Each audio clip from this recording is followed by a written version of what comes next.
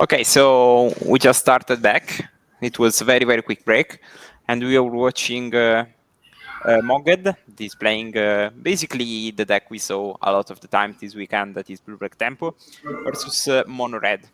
Well, it's actually Boros initiative, prison, as you wanna call it. And it looks like one of the most powerful cards is in play already, that is Cavern of Souls. Because of course, one of the two ways the blue-black deck interacts is with the Cavern of Souls, so with counter spells, so Cavern of Souls can take care of them. And Mogged, differently from Mango, is playing a more tempo version with the creatures instead of the reanimation plan.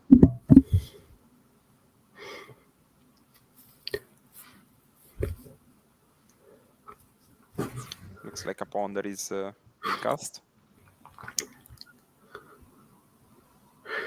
How quick is Boros Initiative?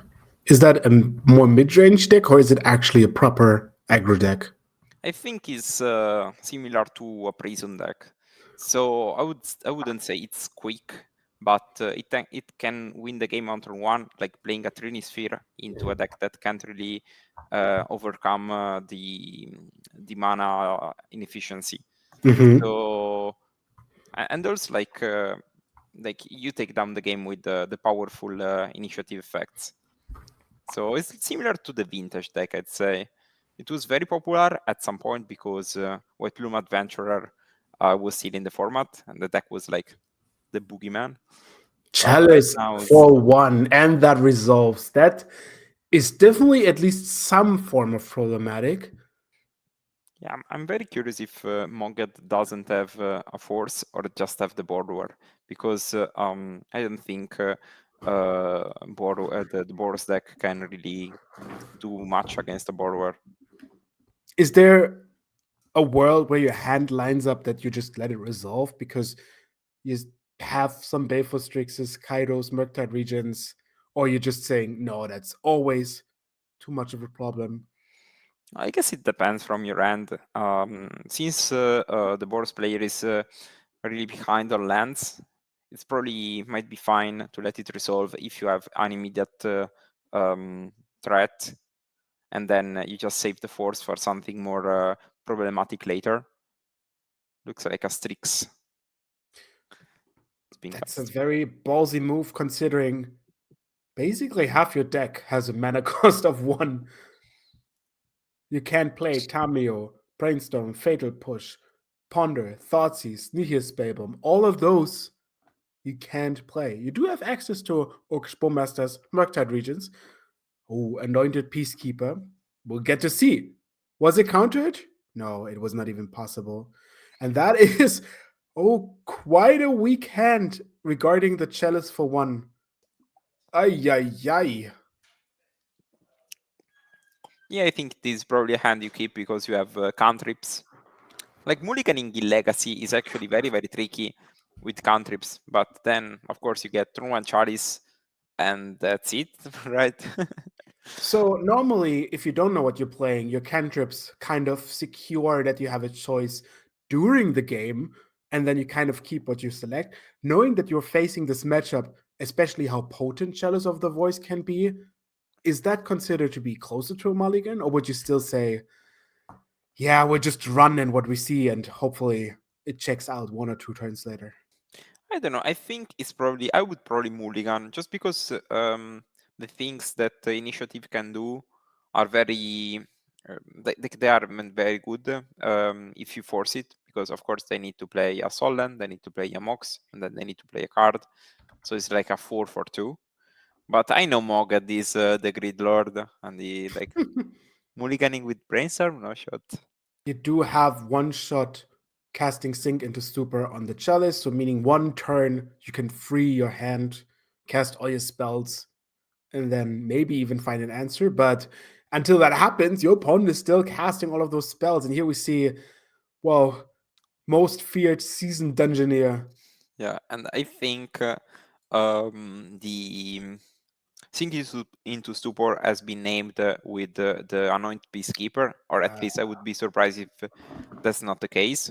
It reads no, it reads like Brazen Borrow, I have to say. I'm not very good at 18 pixel out of like upside down written language, but I'm pretty sure that reads Brazen Borrower, and this is a sink into Stupor cast on the Dungeoneer on the stack.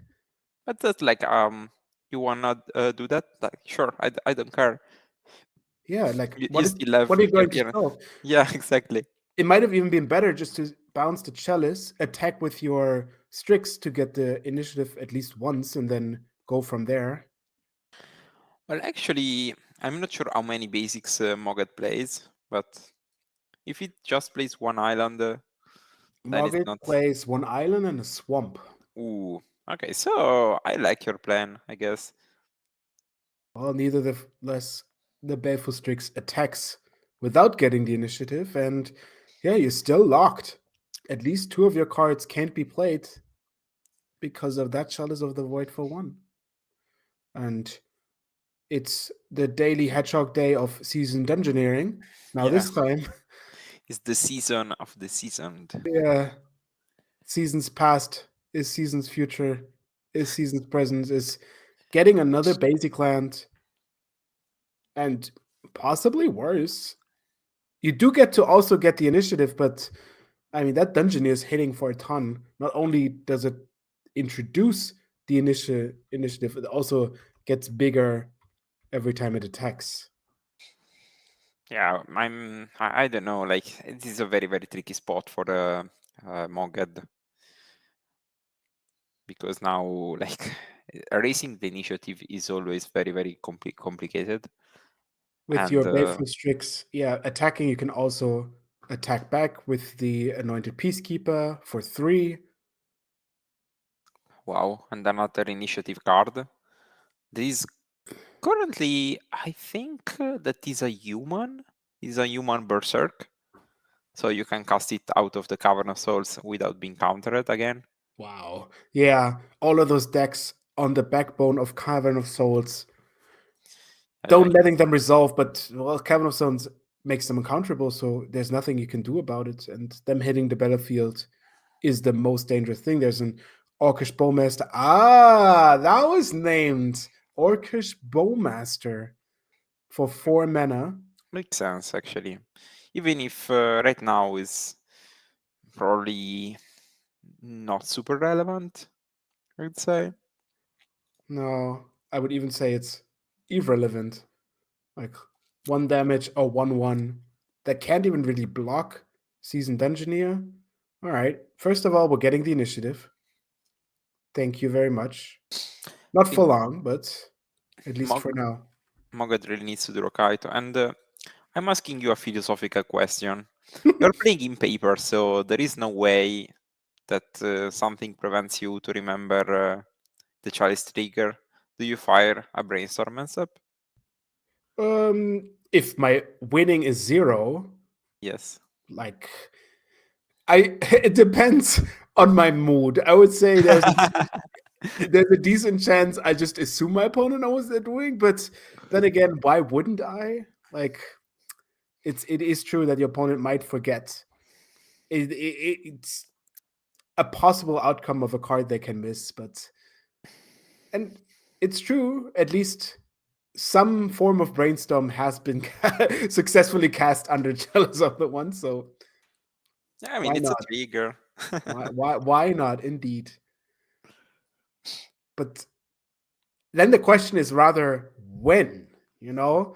Like, where is the point of no return? And I think we actually do access that point quite soon because here's another attack with the Anointed Peacekeeper getting yet another counter from the Explorer of the Season Dungeoneer, making it a 5/5. Attacking markets down to 9. Also stealing back the initiative. That what gets you one room further. You're just one room away from dealing 5 damage. Yeah, So I you think might. with the berserk in play, Okay, so question on you. Do you think Mogged will cast the brainstorm before dying? I don't think so. Just because Mogged is the Mox champion, so online you don't get to do such thing. Ah, Even if it would be funny to see. you see the other initiative card, Caves of the Chaos Adventurer. Very strong, just also in combination because it gets you to advance one more time. Human Barbarian, you get the initiative. Whenever it attacks, exile the top card of your library. If you've completed a dungeon, well, then you can cast it without paying its mana cost. But if you've completed a dungeon, there's probably you also completed the game. Yeah, yeah. As of now, 0 brainstuffs cast. Yeah, those cards, I think they are designed for larger tables. Let's say for people should play the game when the initiative is a thing. So in 1 versus 1, they are very, very strong.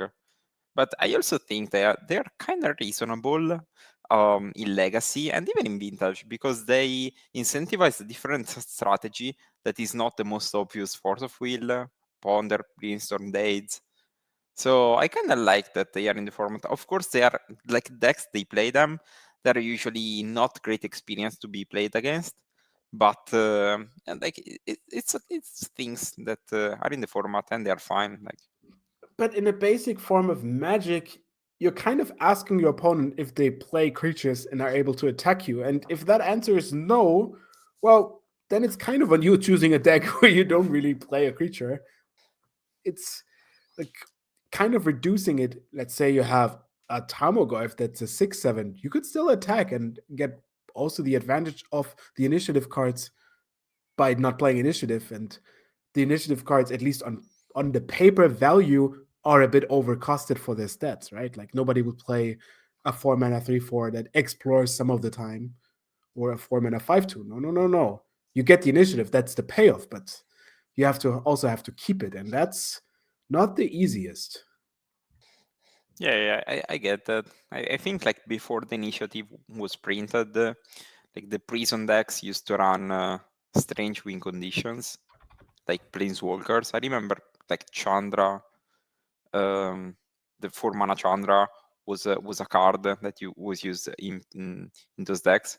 While right now you get also to play more complicated games, of course, because you do combat damage now. But it's also I think funnier in just game experience. And yeah, like the initiative mechanic is actually tricky, especially like I see these a lot in Pauper, where of course the initiative cards are all overcosted. So slamming them onto the table is always tricky versus flyers or stuff like that. Yes, here you see Boris Initiative as a deck in a whole, lots of creatures, and you've also mentioned playing more creatures instead of Sandra plays absolutely perfect into the Cavern of Soul, probably the most crucial card in your game plan, letting all of those big impactful creatures not be able to be countered by Force of Will for no like mana. What would you look at in the sideboard? There is not much that I would want to have access to in this matchup. Well, actually, you probably want the Purge and the Swords to Plowshares. Maybe I'm not even 100% sure. You probably want like, is it Psycho to wanting the Loran just to grind a bit more? Or maybe the Furies if Mogged plays a lot of X1s with Obo Master and Strix. So the only targets for the actual trigger of Lauren are 2 Nihil spell bombs and the Baleful Strixes, which is very limited, like very bad. You don't want to have that effect. And then you just play it for drawing a card each turn. Hmm, not I don't know. super lovely. I don't know. Maybe I'm too used to Vintage Cube to see those interactions. You also don't have really a way of punishing them drawing a card. The only thing that's punishing is you have a chalice on one and then they draw blanks. But if you would have like a Narcid or an Ogre Bowmaster yourself, then oh yeah. Also, Mark is playing 4 Ogre Bowmasters, so sideboarding in an X1. Okay, makes sense. Maybe not the soundest reason. So Okay, let's so yeah, you probably want the Furies. The Furies, yes. Finally, an Emrakul. Not meant to be played, just meant to be there. Is there so much mill going on that you're afraid? I think it's maybe for show and tell, but I don't know. Maybe it's um, free head deep. I don't know. Show and tell probably makes sense, right? They play that and it's like memorable. Just put it into a playbook and attack back. They don't Yeah, expect it. Although this I is guess. open deck list, so maybe they're afraid of like the one Emrakul from the sideboard. Maybe I don't know. Like I get that in other formats, but here I will ask them. Okay, so let's take a peek at Mogged's deck list. There we are. This is another Demi version, not yet Reanimator, but yeah, more of the version you said you would rerun the tournament now. Yes, yes. I like Morte is my favorite card, and okay, but looks like we are starting, so we can. Ooh, and there is Cavern of Souls again, and a Lotus Petal. Would you ever considering forcing a Lotus Petal now that after your opponent showed that's a Chrome Mox? Okay, maybe you can force that.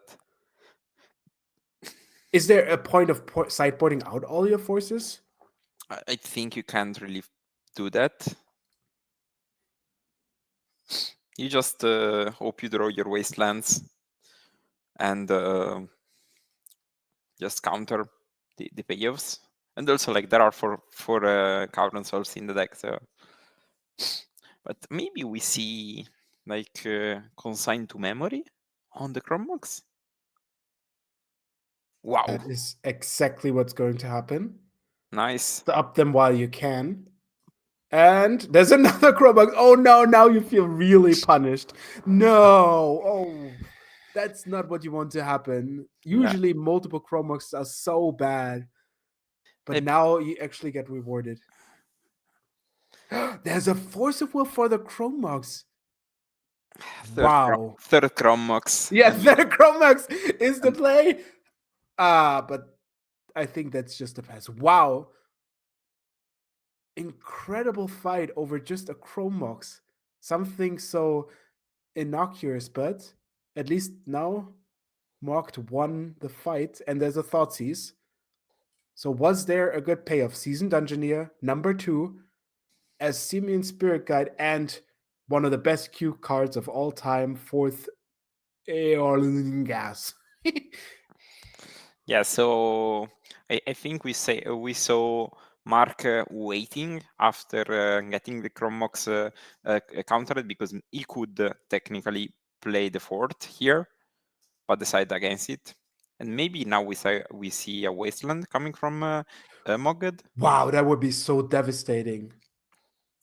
And it seems to be, it was a very brilliant play, also forcing, the Chromebox, because that would have meant the Dungeoneer entered the battlefield, and that would have almost spelled, lights out. Like, turn 1 Seasoned Dungeoneer with initiative backup is very strong. Very strong. But as it turns out, no Seasoned Dungeoneer, not even a 4th Aaron Glass, would have been worth it to just cast it for 1. I think maybe was scared about dates. Yeah, but But how many I cards don't does know. your opponent have? A Consign, a Force, a blue card, a Daze? I think I would have casted it and YOLO, you know. Yeah, and now You probably have to YOLO with the initiative. it's crazy. Now you're just like, everything exploded, and you're just dealing with the scraps. Mark having no lands, Marked having no cards really in hand, I think, to deal with, refreshing some of them. Now, this is mainly where your deck gets a big advantage, because if you find a solo card in Tamio or in a Murktide, you get to finish the game quickly instead of having to maybe draw a Reanimate and an Exhume effect. Yeah, I think though, like if you have reanimate in your deck, I would have taken the Dungeoneer, let's say, and then I reanimated Dungeoneer and get my basic. and then start the beat down. Turning the initiative upside down. Yes, my initiative now. And you have no mana to deal with it. That would have been very, very good. Let's see. There's no land as well, so both of them just say pass. Lotus Petal number 2, but like, what is it doing? Nothing. Underground Sea The funny thing against is, 2 Lotus Petals. if Mogged draws, if Mark draws a soul land now, he can just play the initiative, get a basic, and start going on. Yes. Mogged found a Flooded Strand, so that means doubling the mana and the Tamio. Tamio notoriously can't steal the initiative. No. She tries very hard, but she won't succeed. And that doesn't seem like a land. Luckily, Mark is 1 game up, so that means you still get to play another game at least and being on the play. That's huge. That's something you're really looking forward to, and it kind of eases your soul. But for now, oh, there's a Solitude. Okay. Stopping Tamio before she can make any clues. That's solid, dude. I see it. Very good. But is it really that solid? Like, is it? It seems more desperate, dude, to me. Yeah, I mean, of course. Like, initiative, very good. Like, very good when you are winning, and then you are in the desperation mode when you are not winning. Like, you do nothing, basically. Let go. Not even let go, just go. Draw go. Yeah, it's just I have nothing. There's the barrel golf, and that is probably cleaning out the game quite quickly. The only thing that gets you somewhere maybe is a Cavern of Souls, and then starting to get. Oh, look at that! Okay, Simian Spirit Guide? you do have it, right? Yeah. Wasn't, or was it used for something? I think he was discarded by Thuxis.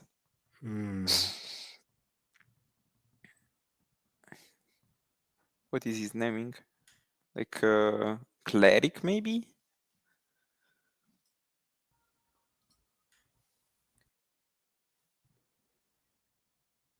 We don't really see what was called here. Human, maybe? I'd say. Yeah, it doesn't look like cleric to me, but then again, 18 pixels on a very tiny card. Borogov is attacking. Parago is actually very good in this deck because you play a lot of creature and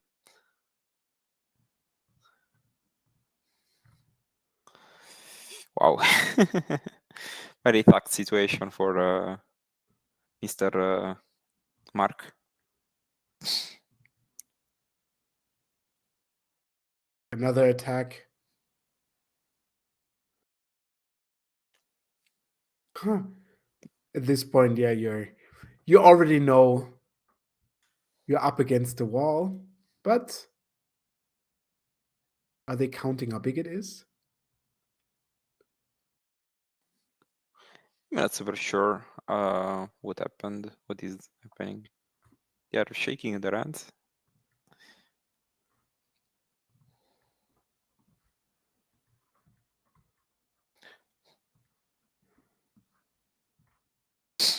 Okay, so Amortide is being put on the stack, and I think, okay, maybe it's too early to call it as a GG, but you know, We're tending to this direction. yeah, I'm not sure what Mark needs to draw. So then let me ask you a Chance. question. If Yes. Borogov is so good, why is it only found really in sideboards? I mean, I think Mogged plays that in the main. But No. 2 in the sideboard. So I think that Legacy, for my understanding, is game 1. You play like in the Far West, the faster shooter win. So you can't really afford to play a free drop. While post board, where everyone has the proper rate, so if you play against Storm, you have the Flusterstorm and the discard. If you play against Red Deck, you have the Hydroblast. If you play against Graveyard Date, you have the Fairy Macabre. games tend to go slow, where a free drop, like a 5-6 free drop, can still accumulating advantage. So it's a very, very good card post board, actually. Ancient Funny enough. Tomb. Now up to 5 mana. 12, 13 is the actual life total. Tapping 7 of Souls to make it uncountable. Adding 2 more mana from the Lotus Petals. Or And maybe that's going to be not a creature. It's going to be the 4th Aerlingas. What a card. For 3 tokens.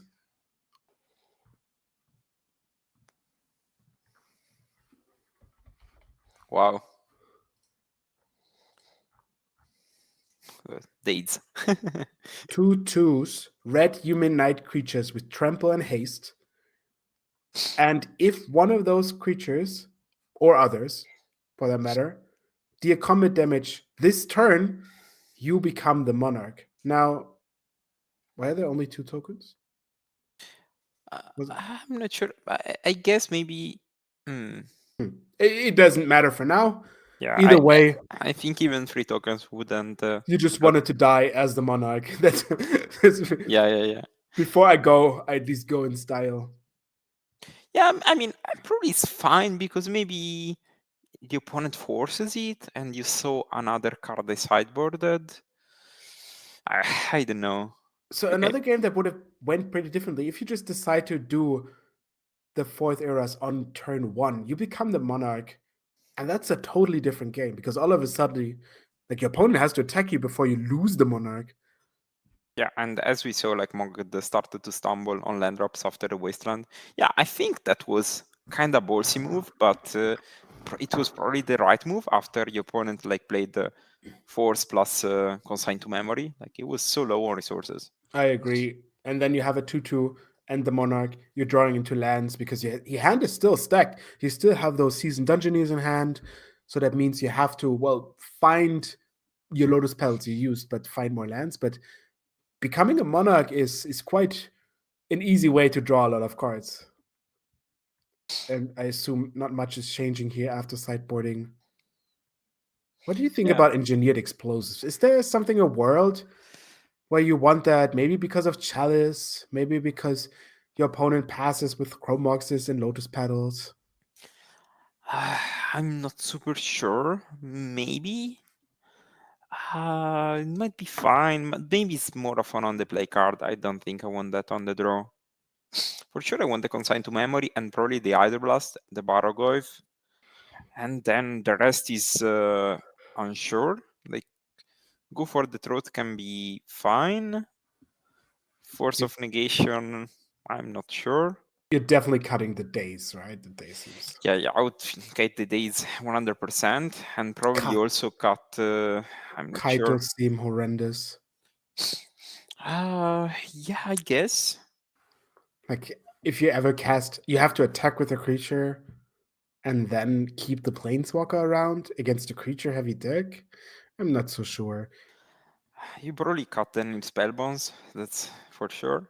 And maybe, I don't know, like, I think maybe it's fine to cut some Tamias because I expect my opponent to go Charis on 1. And Tamiya is another card that costs 1. And I don't think is super relevant. But I'm not sure you can afford to cut Tamiya in this deck. Nihil Spellbomb also seems like a card you don't really want to have access to. Yeah, exactly. Are you afraid of the Archon of Emeria out of your opponent's deck? Is that something that hinders you because you play so many free or 1-mana spells? I think that's a side out. And I mean, at least I would cut it.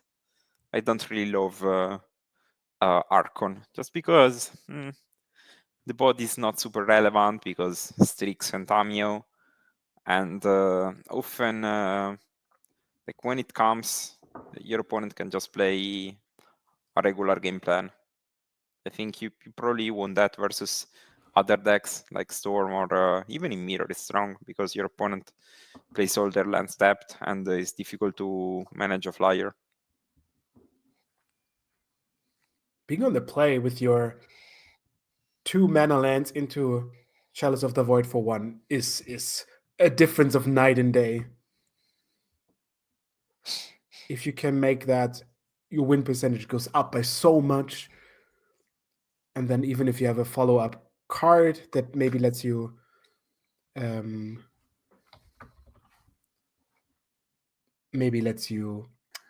play a creature. Yeah, of course. Like on the draw for Mogged is just force check. Do you have force on my payoff? If the And answer is no, maybe you basically win the game it playing. looks like Mark kept a hand of 7, and there's the Lotus Petal. Now, this time, not going to be countered, but it's only one planes. That's the Lotus Petal. That's a Chalice for 0, F for 1, and it is resolving. Hui. If there would be advantage bar, it would be definitely showing way up in Mark's direction. So a funny thing is actually Mogged can play consign to memory as a way to stifle the trigger of Chalice after playing a 1-drop.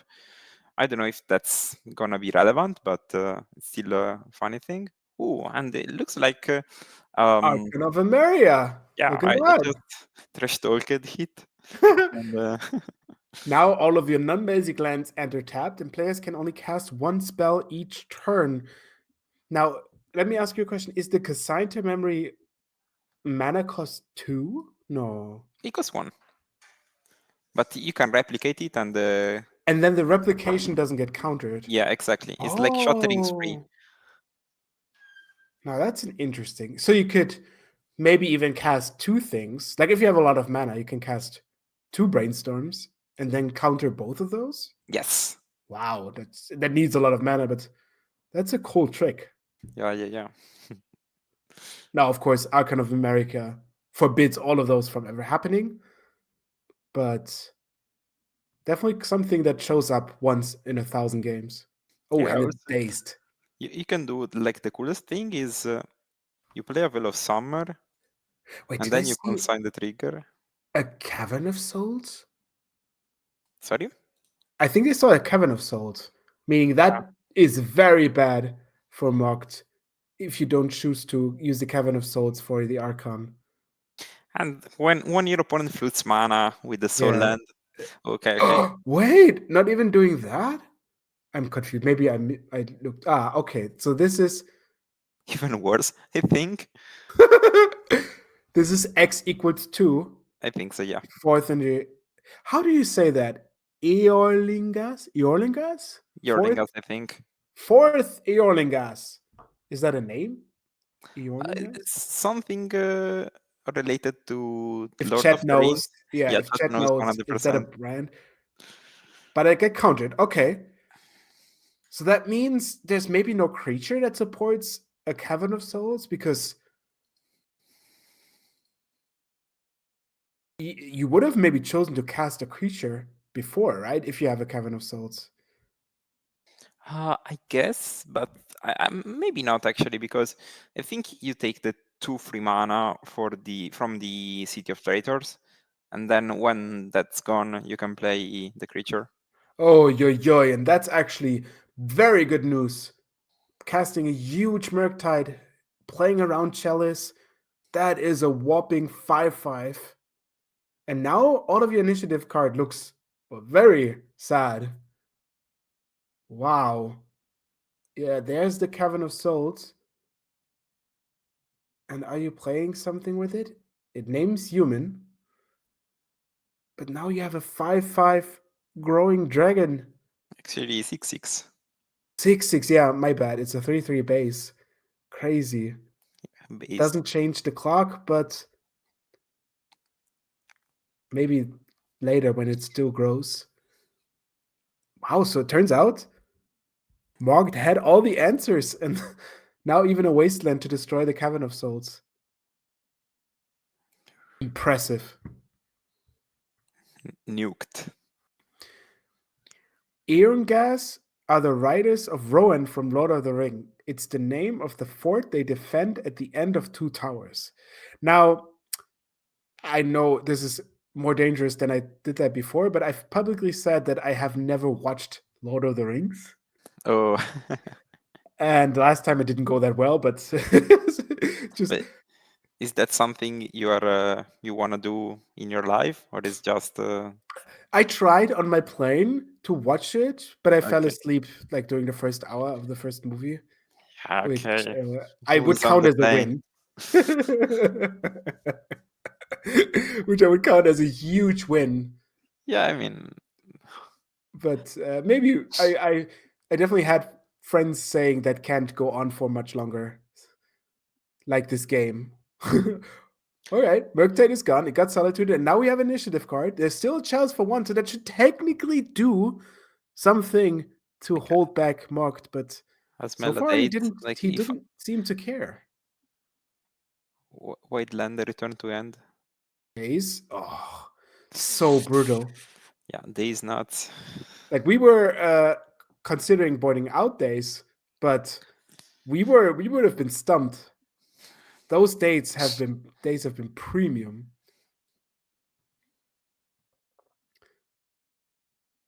But at And least the Murktide is gone, so the clock isn't that bad. Any creature you draw, any 4-mana thing, is giving you a huge advantage because let's be honest, Mock's deck has so many 1-mana cards. Every time you draw one of those, that is a blank. 3-mana. Yes, the ape. that's 3-mana blocker. 2/2.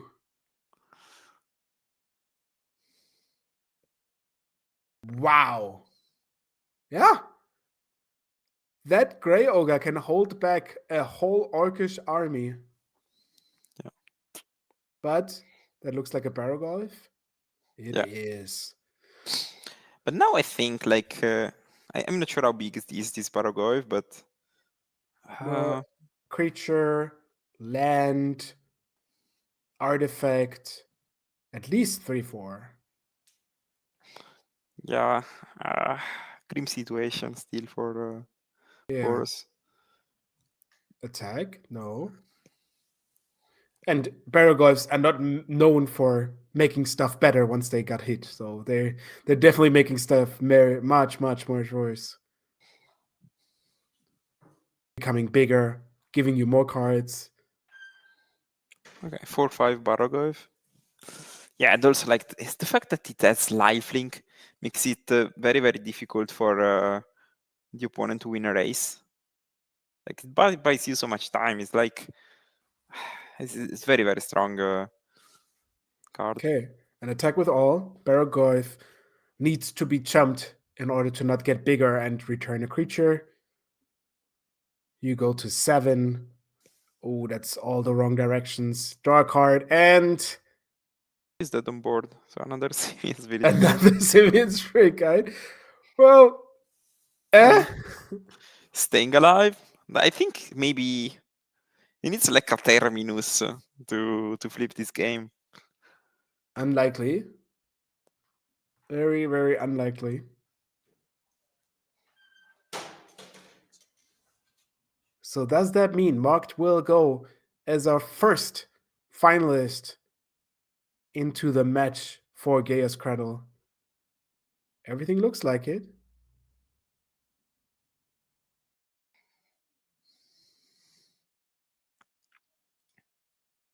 Baragolf definitely has a huge saying in that.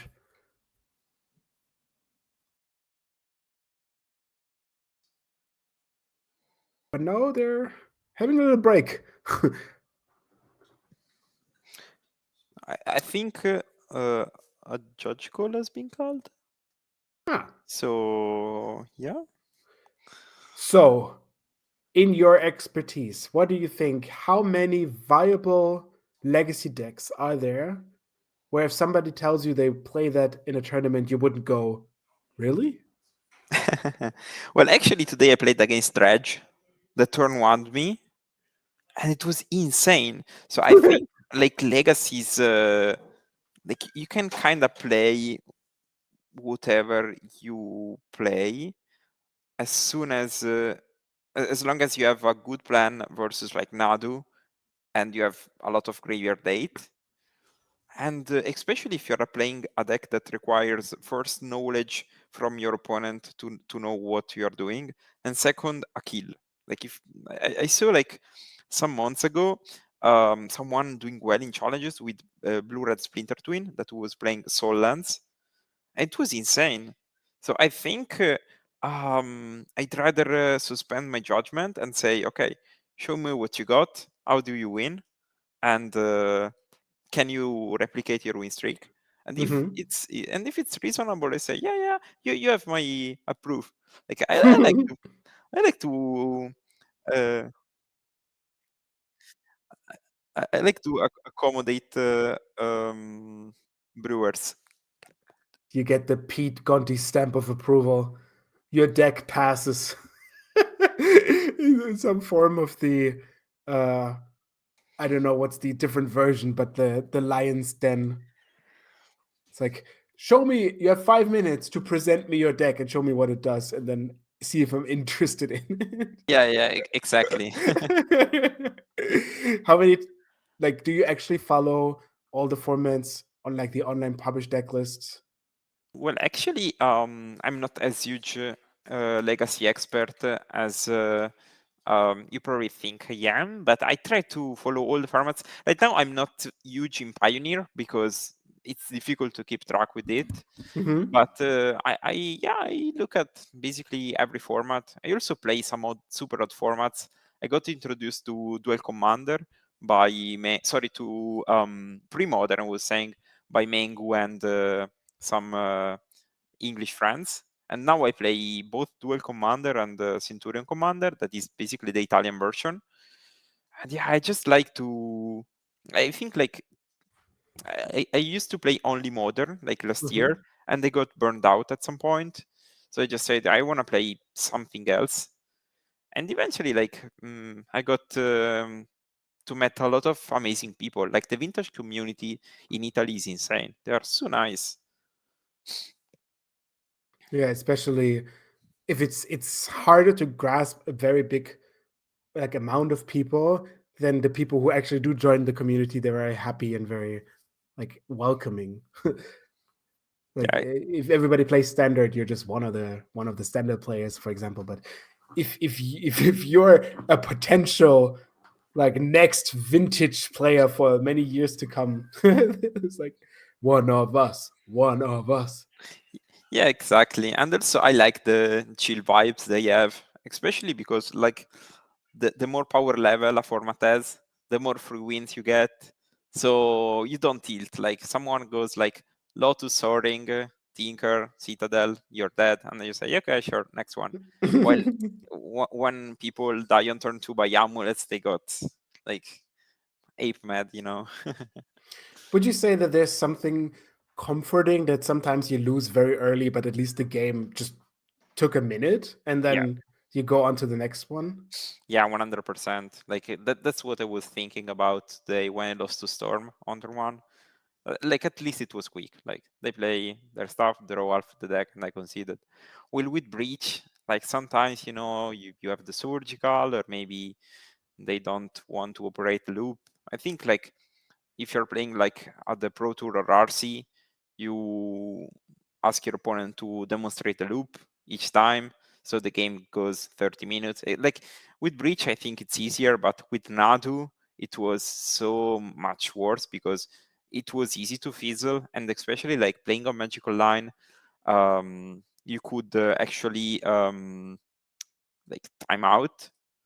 Hmm. So like it's so frustrating. Like you sit here for like 20 minutes watching him going off, clicking buttons. Well, in vintage, just you die quickly. So yeah, it's bad. Yes, there's something very comforting about a quick death. So, just to update the viewers, what's going on is there was the Undercity sewers you see on the bottom side of your screen.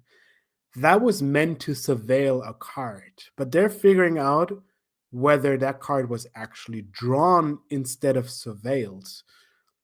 Maybe because of a quick interaction of communication, depending on how it was used for fetch land. So they're just counting cards, reciting memory and the gameplay, and then figuring out what happens to that card. I never really understood the feeling bad because my opponent plays bad and I still lose.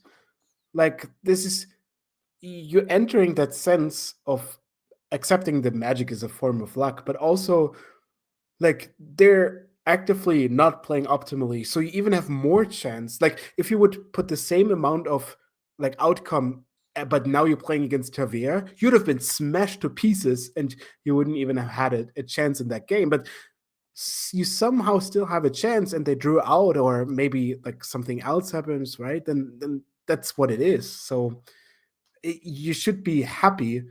It's like I remember one of the very early interactions where somebody was playing a limited GP with a lots of, oh, are we returning? I think so. With lots of bombs in their deck, and they were like losing 2 rounds, and then the next round opponent was like, how do you lose a game with so many bombs? Like, how bad are you? And just the amount of like ignorance for that sentence. I mean, not only like, yes, they lost a round, but they also probably feel quite bad with their deck to lose a round. I get that. Okay, So so looks like we waited for all of this. Just an update. They actually did find out that the Surveil card did went into the graveyard as it was supposed to. It was just not really visible. Like they figured everything turned out quite all right. Nothing fancy bad going on. And they resumed the game to the 5 seconds we saw on the screen. Yes. In other news, Gonti and I will open a podcast that you can hear regularly each week. yeah. Would be fun. We call it investigation. Yeah, we just doing other people. We just chat about magic and life. We just show an image of a board and we talk on that. Yes, we just show a random scene that doesn't progress, and we're still waiting for them to determine.